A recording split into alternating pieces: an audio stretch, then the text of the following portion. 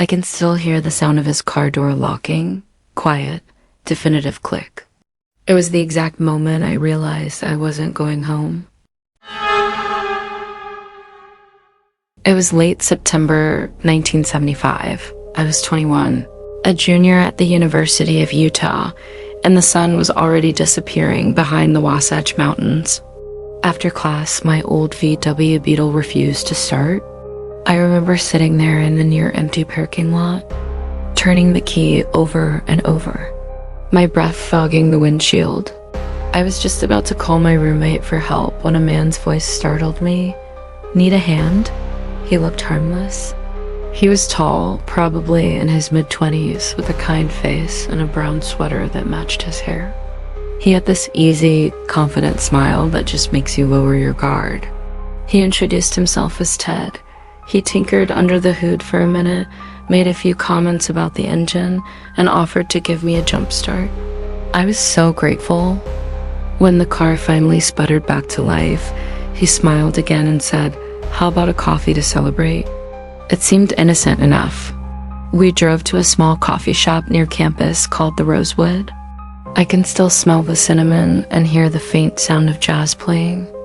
We talked for nearly an hour about everything: classes, travel, music. He told me he was studying law and joked about becoming the next Atticus Finch. He was funny, well-spoken, and had this old-fashioned politeness. So when he casually suggested a drive up the canyon to see the fall colors, I only hesitated for a second. It sounded like something people did all the time. I thought, why not?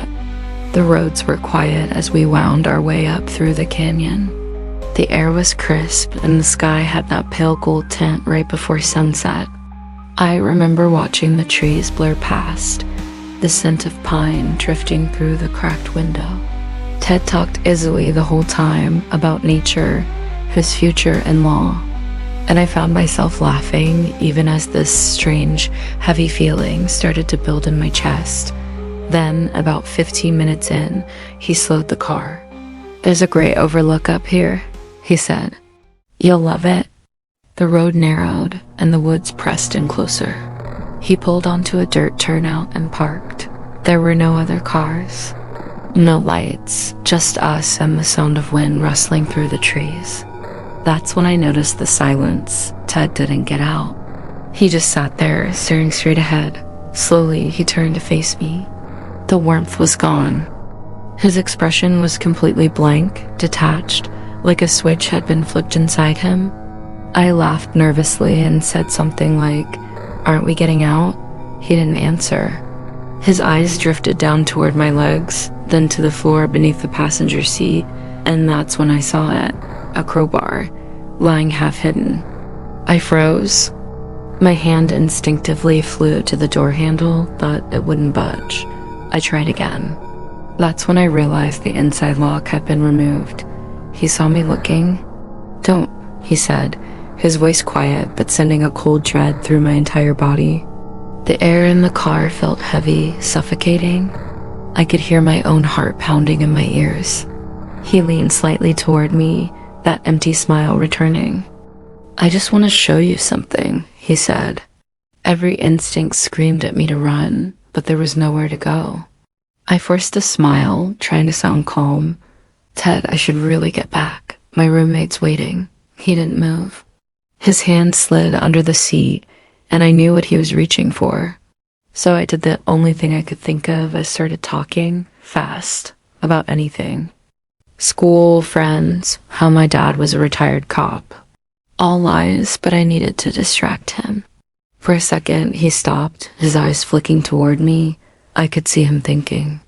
In that split second, I reached down, yanked on the handle with all my strength, and it came loose. The door wasn't locked, it was just jammed. I threw it open and bolted. I didn't look back. I just ran blindly through the trees, tripping on roots, my hands scraping against rocks. I could hear him behind me, calling my name like it was some kind of sick joke. "Come on, don't be scared." I don't know how long I ran before I saw headlights. A pickup truck was coming down the road. I waved my arms frantically, screaming, The driver, an older man, stopped, confused, and I scrambled into his truck before he could even ask what was wrong. When I finally dared to look back, Ted was gone. I reported it to the police that night. I told them everything, but I didn't even have his last name, just Ted. They took notes, thanked me, and that was it.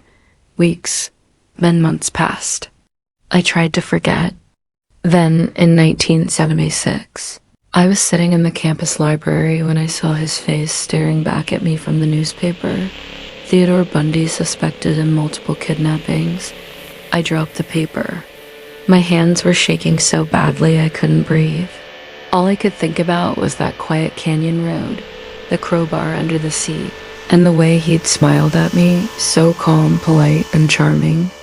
Sometimes late at night, when I hear a car door click shut outside, I still feel that same cold panic crawl up my spine.